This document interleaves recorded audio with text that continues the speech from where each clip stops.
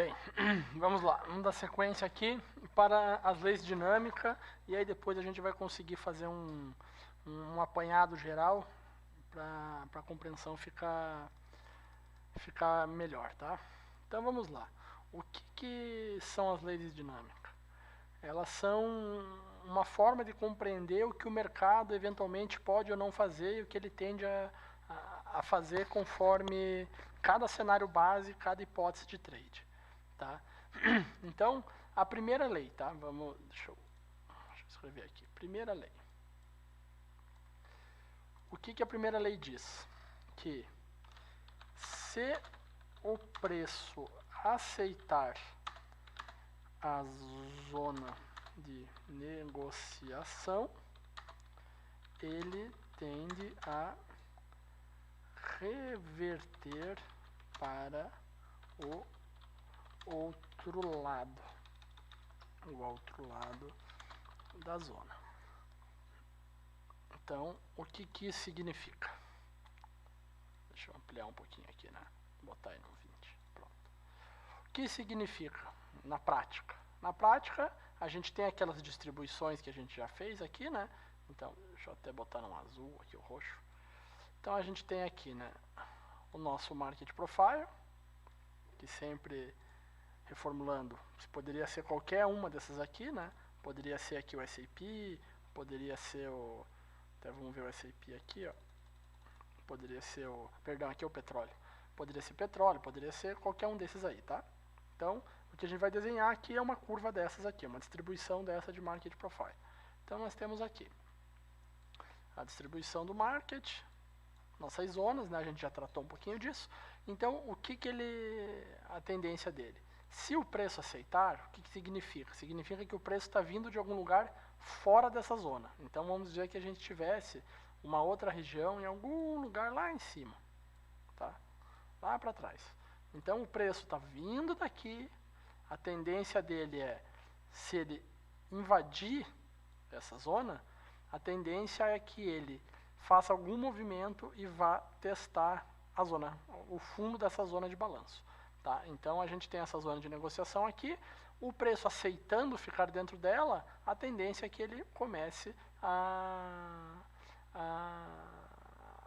trabalhar aqui dentro até que ele venha testar a base. Tá? Então, o que isso na prática poderia nos dizer? Um exemplo, deixa eu ver se eu acho um exemplo rápido aqui, né? Para a gente poder olhar.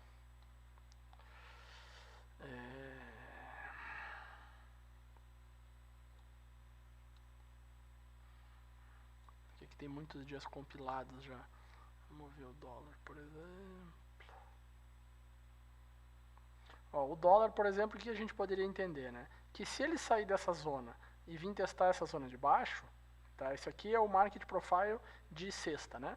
Se ele sair dessa zona do 68, invadir a zona de baixo, aceitar trabalhar abaixo do 68, o que ele pode fazer? Ele pode vir, né, a teoria diz que ele vai buscar a parte baixa dessa nova zona. Então seria aí o 152.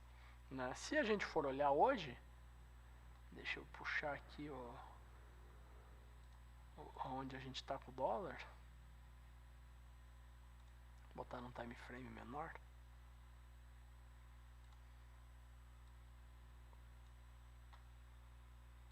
Ó, se a gente for olhar o dólar, o que aconteceu com ele hoje aí? Ele veio de lá, certo? Então, deixa eu diminuir um pouquinho. Ele veio dessa zona aqui, perdeu. Deixa eu pegar uma linha aqui, só para mostrar, né? Pronto. Perdeu essa região aqui, que seria a região do 69, 68 aqui. Aceitou trabalhar, o que ele fez? Ele veio buscar essa zona de balanço. Ele veio retestar esse fundo aqui. Então, essa que está testando até a base dessa composição toda aqui. Essa é o que nos diria aí a primeira lei de dinâmica. Tá? Deixa eu diminuir. Beleza.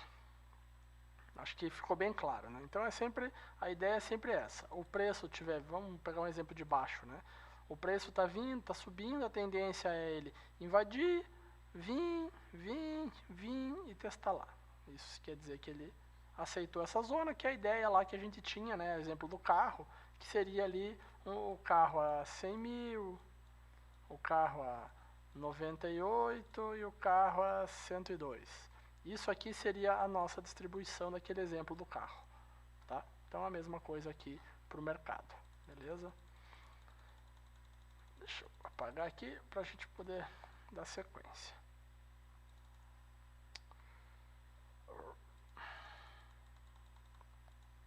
Vamos lá, segunda lei. Segunda lei de dinâmica.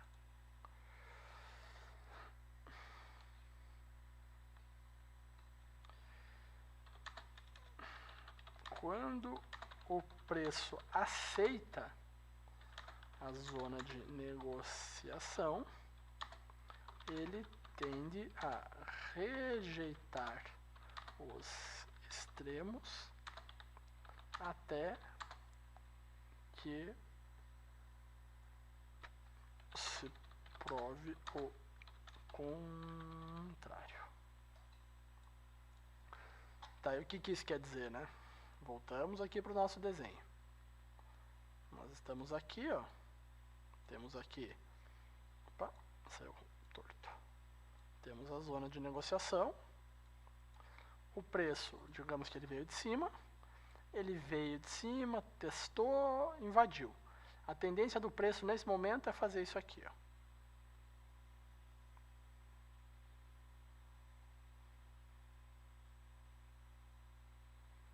E por aí vai.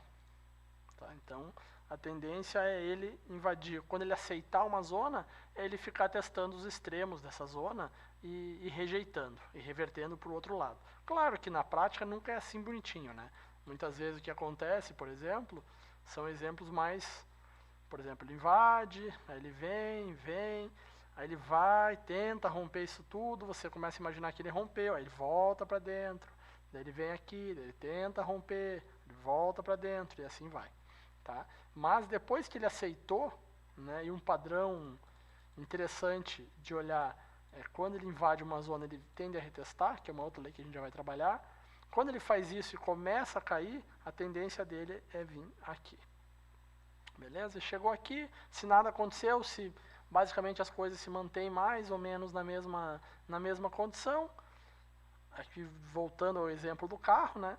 O carro ainda é o mesmo, nada mudou nele. Ele vem aqui, vai sair um pouco de negociação, ele vai buscar o balanço que é esse intervalo aqui, né? Ele vai tentar vir aqui, sai um pouco, volta e assim vai. Tá? Então isso é muito comum a gente ver acontecer. Vamos lá para a terceira lei. Terceira lei de dinâmica.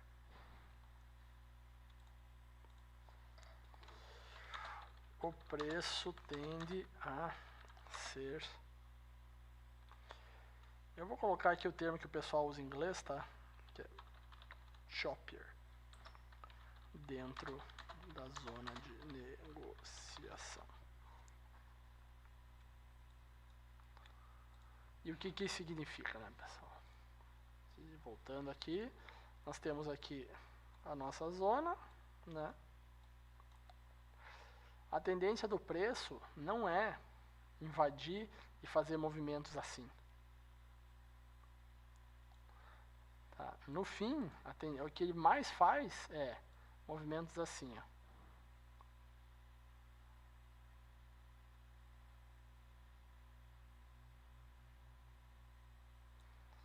Sabe? Então o chopper é isso, é esse movimento errático, né?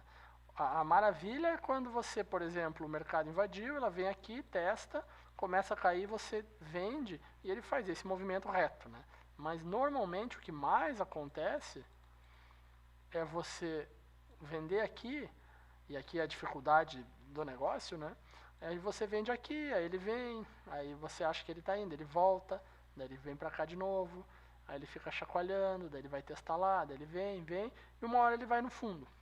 Mas ele faz nesses pullbacks, e muitas vezes um pullback maior que o outro, então toda aquela parte de teoria de down, de fundos mais baixos, topos mais altos, aquela coisa, cara, muitas vezes funciona, agora outras vezes não funciona e ele vai no mercado, ele vai no alvo de um jeito ou de outro, né? Então aqui você imagina que, fez isso aqui, aí você põe aqui para estopar, aí o mercado cai, agora vou botar no 0 a 0, o que quer que seja, ou deixei aqui stop, Ele vai lá, te estopa, ele começa a cair. Aí você vai reentrar, aí você põe aqui de volta. Aí ele vai indo, de repente ele te estopa. De novo. Aí você vai botar o stop aqui. Aí daí ele já passou um pouco, aí você acha já que o mercado rompeu. Então você tem que ter, na hora você precisa ter muita frieza e muita calma, né? Nessa situação para imaginar o que fazer, né? E a gente vai abordar isso depois, e aqui é o que entra o conceito de como operar tudo isso, né? E agora vamos para a quarta lei.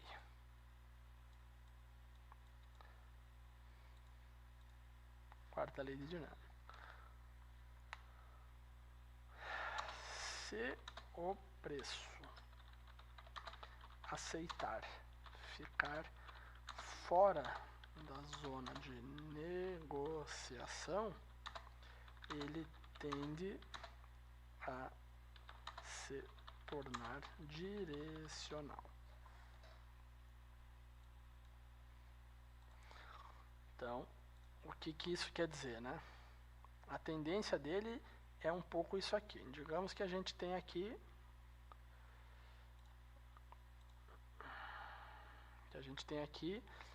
a nossa zona de negociação e o preço e outra zona, deixa eu colocar aqui uma zona que fosse lá uma zona mais antiga, mas que a gente está usando como nossa hipótese número 2, né? Que seria ele sair dessa zona.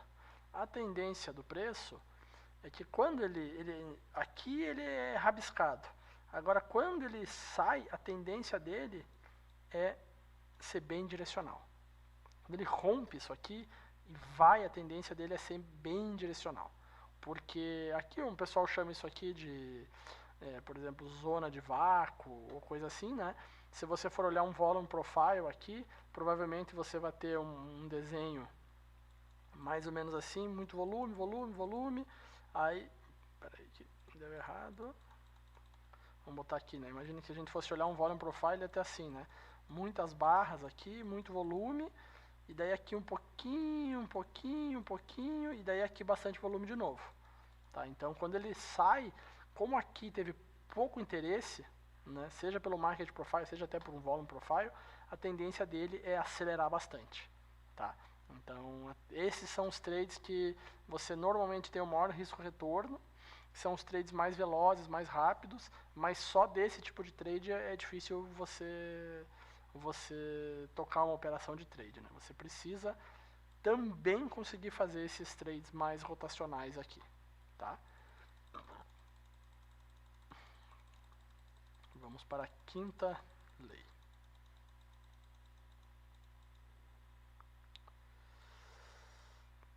Quinta lei.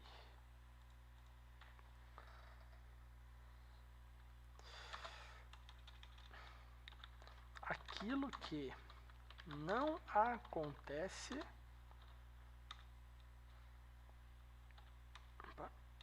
pode ser a informação mais importante.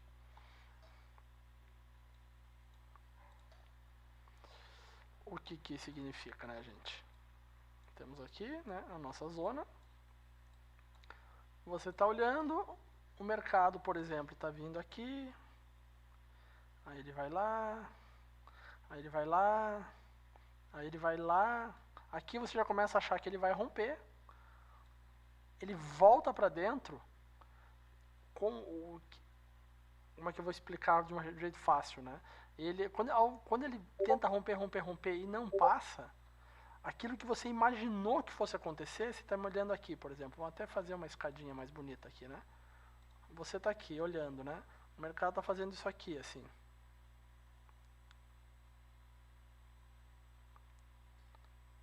Então o cara vai lá e coloca lá uma linha de tendência aqui, por exemplo, lá topos mais altos, fundos mais baixos, aquela coisa toda. Aí você fala, aqui é a hora que ele vai fazer esse pullback e vai continuar subindo. Ele vem, faz isso e reverte tudo. Então, o que significa aqui, né? Que aquilo que você imaginava que ia acontecer, que era o rompimento, né? Como ele não aconteceu, está dizendo para você que muito provavelmente ele vai reverter para dentro de volta e vir testar a base dessa zona de negociação, que seria aquela mesma ideia da lei número 1, né? Que se o preço aceita ficar aqui dentro, a tendência dele é ficar testando os extremos. Perdão, é a lei 2, tá, gente? Então, essas aí seriam as 5 primeiras leis de dinâmica. Como ainda foi apenas uns 15 minutos aí, eu vou dar sequência e vamos terminar tudo numa aula só aqui, tá? Sexta lei.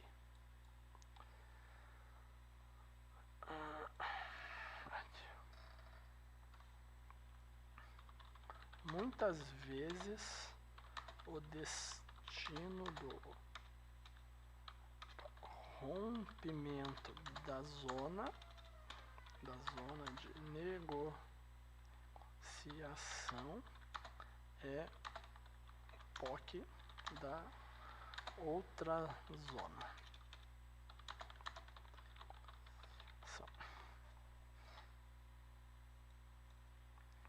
Eu mostrei para vocês no market lá a questão do que era o POC, que é o Point of Control, etc, né? Então, o que isso aí significa? Significa, imaginando que a gente tem aqui a nossa zona de negociação e aqui para cima a gente tem a nossa outra zona de negociação e vamos dizer que o POC dessa zona seja essa linha vermelha, que é onde mais tempo o preço passou, tá? Dentro dessa zona aqui. O que é uma das coisas que acontecem com muita frequência? Muitas vezes você, ao pegar um trade, por exemplo, saindo daqui, você acaba tendo como alvo final a base dessa zona, né? Porque já é um trade longo, etc. Agora, por diversas vezes, e é difícil explicar o motivo disso, o preço acaba invadindo aqui, indo até o POC dessa zona, para depois perder a tração e começar a ficar assim, dentro da zona. Tá? Então, muitas vezes quando ele sai de uma zona e vai buscar outra zona, a tendência dele é ir buscar o POC, que é o tempo que mais negociou o preço dessa região. Tá? Então é interessante que às vezes você acaba pegando esse trade e acaba valendo, por exemplo, a pena você... Opa, aqui com X, mas não era isso. Você vem, por exemplo, aqui e solta lá 80% da mão. Continua com os 20, espera ver se ele passa aí, coloca um stop razoável, aí tem que ver o caso a caso, tentando arriscar pegar um movimento mais longo, com pelo menos um grande pedaço, beleza? Um pequeno pedaço da mão, perdão, não com um grande. E muitas vezes ele também rejeita, então existe ali a possibilidade. Eu particularmente prefiro sair toda a mão na zona de negociação do que tentar ver se ele rompe, né? Porque muitas vezes o que ele faz, né? Deixa eu voltar aqui. Muitas vezes ele faz isso aqui, né? Ele vende, ele estoura aqui, a hora que chega aqui, ele dá uma voltada e nessa voltada você acaba falando, vai rejeitar, capaz de ficar balançando de algum jeito, você acaba estopando e daí depois ele acaba indo. Então eu muitas vezes acho que acaba compensando um pouco mais zerar tudo aqui ou ficar com um percentual muito pequeno da mão para ver o que ele vai fazer dentro dessa zona, né? E aqui são vários fatores, o quanto o mercado já andou no dia, muitas coisas que você precisaria observar para pensar se vale ou não a pena, né? Sétima lei. Se o preço rejeitar a POC, provavelmente invalide a lei número 1. O que significa, né? A lei número 1, como já passamos aqui hoje, diz o quê? Que quando normalmente ele... Deixa eu pegar aqui. Quando ele tá aqui, ele vem daqui e aceita, a tendência dele é reverter até o fundo lá, né? Porém, vamos colocar um POC aqui também.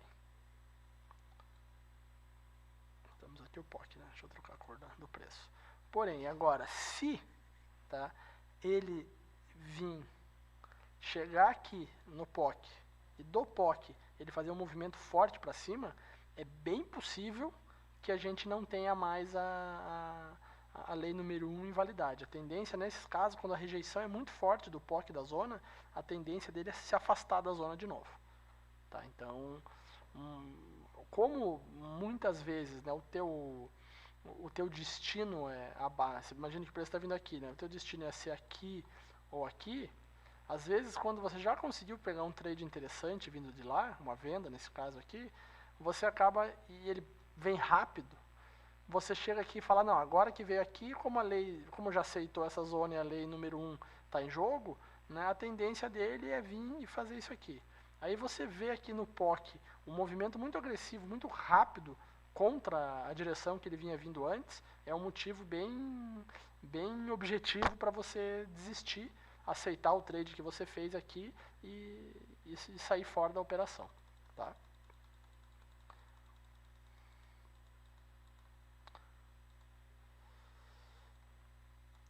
Oitava lei.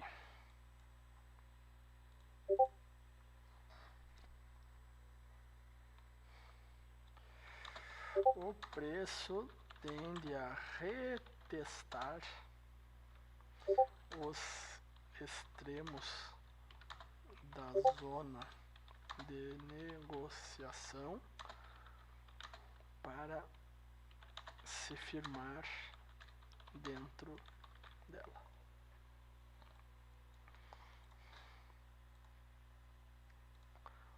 O que significa, né? Nós temos aqui a zona. A tendência dele no fim é que ele venha vindo. É difícil você ver um movimento que ele vem vindo assim, vem reto aqui, ó. Via de regra, ele vai fazer isso aqui, ele vai vir, aí ele vai retestar aqui, aí ele vem mais um pouco, ele retesta aqui de novo, aí depois de fazer alguns testes aqui, ele acaba vindo para baixo. Mas ele fica testando esses extremos aqui, né, para firmar e confirmar que ele aceitou aqui dentro. Tanto que uma das coisas, que não é só aqui que se usa, mas uma das coisas importantes é, um mercado, por exemplo, aceitou, retestou. Você imaginar, se começar a retestar e cair daqui, eu vou entrar vendendo com stop aqui, por exemplo. Uma das coisas que é muito importante de lembrar dessa lei é que muitas vezes ele vai fazer isso, aí vai fazer isso, então vai te stopar e depois ele vai, por exemplo. Então aqui, o primeiro teste nunca é o cenário correto ou ideal, tá? Para tentar uma venda aqui, você precisaria ver ele testar, vir, retestar e começar a vir a favor. Aí aqui você pensaria em vender. É lógico que ele pode fazer isso também, você nunca sabe, né? Mas normalmente, nesses trades assim, você fazer a venda nesse primeiro teste aqui tende a ser negativo, você acaba perdendo. Tá? Uma coisa que vocês vão perceber que é bem interessante nessa sistemática aqui de compreensão é que, por exemplo, o preço faz isso, aí faz isso, e aí você vende, por exemplo, pode ser que você stop, pode ser que não, mas muitas vezes você vai perceber que teu stop está aqui, por exemplo, você vai ter entrado em algum lugar, vamos dizer, aqui, e o teu alvo está lá. Então aqui você já vai ter uma noção, ó, visual, que isso aí é mais ou menos o teu stop, certo? E isso aqui é a tua chance de ganho. Então o risco-retorno nesse tipo de situação aqui, ele tende a ser, por exemplo, 1 de risco para 4, 5 de retorno. Qual é a grande vantagem disso aqui? É um trade difícil de fazer? É. Não é fácil porque você precisa estopar muito mais do que você acerta. Então isso é uma coisa difícil de lidar e demora e tal. Mas o que acontece aqui é que se você está com uma taxa ali na casa dos 35% de acerto, você já sobrevive bem. mesmo acertando só 35. Você não precisa desses trades de 70% de acerto, 80% de acerto, porque normalmente 80% de acerto ou coisa do gênero, a gente vai tratar um pouco de risco-retorno depois, mas normalmente quando você tem trades assim, o que acontece muito, né? O que é? É o teu stop desse tamanho e o teu alvo é desse tamanho. Quando você tem uma característica assim, você vai ter lá 70% de acerto e 30% de stop, ou até às vezes mais percentual de acerto. Mas qual a consequência disso? Você, para cada 1 de risco, por exemplo, você vai ganhar 0,2, 0,3. Então, você acerta 70%, 75% e não ganha dinheiro. Você fica ali batalhando, empatando. Então, isso é uma coisa que tem que aprender e entender que não tem muito como você jogar isso aqui contra a matemática, né? A matemática eu chamo jogar no caso de você não entender isso aqui como um jogo, mas que até no fim de um jeito, se você pensar, até é um jogo matemático, né? Agora, se você simplesmente quiser ir contra a matemática, você acaba tendo uma dificuldade muito grande, né? Então, eu particularmente prefiro trades com taxas mais baixas de acerto, mas com risco de retorno mais elevado, porque a chance de você conseguir sobreviver é muito maior. Não estou dizendo que é fácil, né, gente? Estou dizendo que a chance é melhor e a matemática está do teu lado. São coisas bem distintas. Nona lei.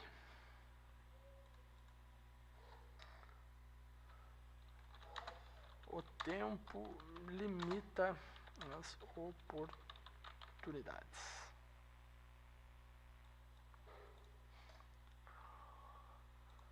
O que significa, né? Significa que, por exemplo, nós estamos aqui, né? Então a gente está aqui e a gente está tentando pegar esse trade aqui de uma zona que vinha lá de trás. O mercado veio, tal, invadiu, vamos até pegar aqui o nosso, vou botar aqui como se aqui fosse a POC, né? O mercado invadiu, pá, veio na POC, ficou aqui e tal. Beleza.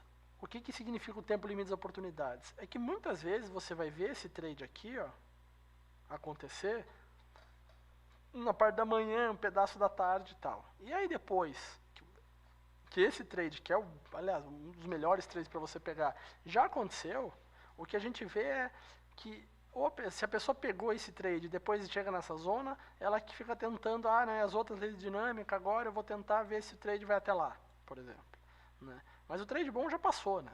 Então acaba que muitas vezes o mercado faz esse movimento aqui, já andou muito no dia, ele começa a fazer essa consolidação assim, daí a pessoa fica, stopzinho aqui, para tentar, e daí stop, e vai indo, quando vê tá devolvendo e o mercado não fez nada. O mercado ficou patinando de um lado para o outro.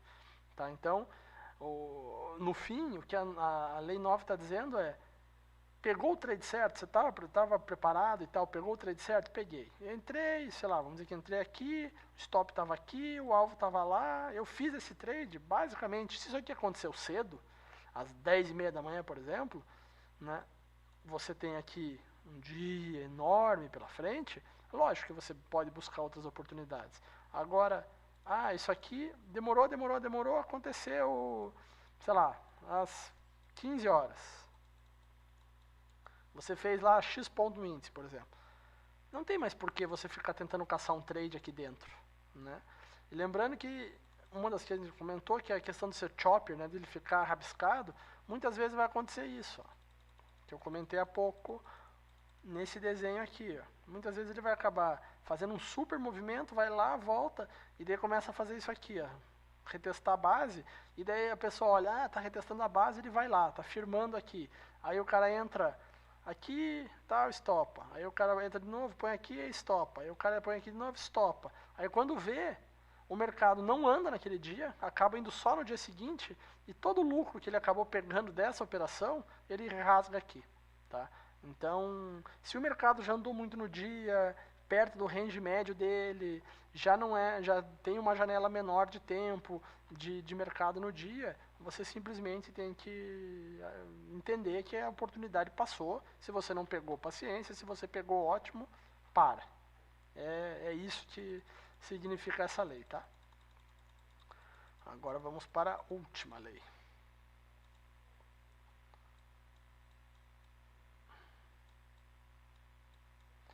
Décima lei.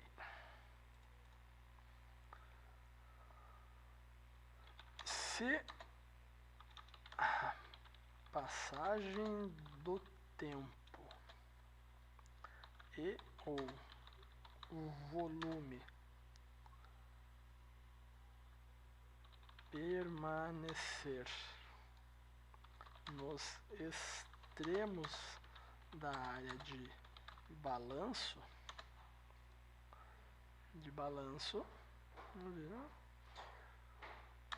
o preço tende a romper. O que significa, né? Significa que nós temos aqui, né? Então tá aqui. O preço vem pra cá, vem pra cá, vem pra cá, vem pra cá, vem pra cá. A tendência dele, quando a gente vê esse acúmulo aqui, forte na base, ele não consegue mais voltar para dentro, a tendência é que ele vai fazer isso aqui. Tá? Isso aqui é até uma coisa que a gente vai tratar depois, mas é uma das poucas figuras que a gente entende que tem alguma efetividade. Quando você soma esse contexto aqui com a figura, ela faz bastante sentido e tem uma certa taxa de acerto interessante. O que acontece é que muitas vezes a gente se depara com essa situação e o mercado passa o dia inteiro aqui. E daí você fala, tem um triângulo aqui, aquela coisa. Você fala, tem um triângulo aqui, a tendência, e a gente olha para o triângulo junto com essa lei e fala, isso aqui, a tendência é romper. Mas muitas vezes o que acontece é que ele fica espremendo, não vai, aí no dia seguinte ele já abre com algum gap, ou já abre dentro da zona de baixo e tal. Muitas vezes, né, muitas vezes não, mas o cenário ideal é que ele abra no dia seguinte, meio próximo aqui da zona. E daí você, digamos que ele abra aí, né? Ele veio, acabou abrindo aqui, assim. Você fala, nossa, agora um reteste aqui para tentar vender é ótimo. Mas muitas vezes, ele acaba, no dia, né? Vindo, acaba aí, muito próximo aqui dessa base, aí no dia seguinte ele já abre aqui. Isso é uma das coisas ruins, né, do nosso mercado, em virtude do intervalo, né, ter leilão de abertura, essas coisas, que vai reprecificando muita coisa ali, né, daí a gente acaba trabalhando com muito mais gap. O mercado eletrônico americano, que funciona 23 horas por dia, você vê muito menos isso. É mais difícil você ter grandes gaps lá, porque você tem um intervalo muito pequeno de mercado fechado, né. Mas enfim, são as 10 leis dinâmicas aí, pessoal, não quero alongar muito, que a aula já está ficando um pouquinho comprida, né? Mas espero que vocês entendam aí, repassem elas e a gente já vai nas próximas aulas aí tratar um pouquinho mais sobre trade mesmo, como é que a gente pega tudo isso aqui e disso aqui a gente consegue fazer alguma coisa para construir um operacional. Beleza? Valeu, gente, um abraço aí, um bom dia para todo mundo.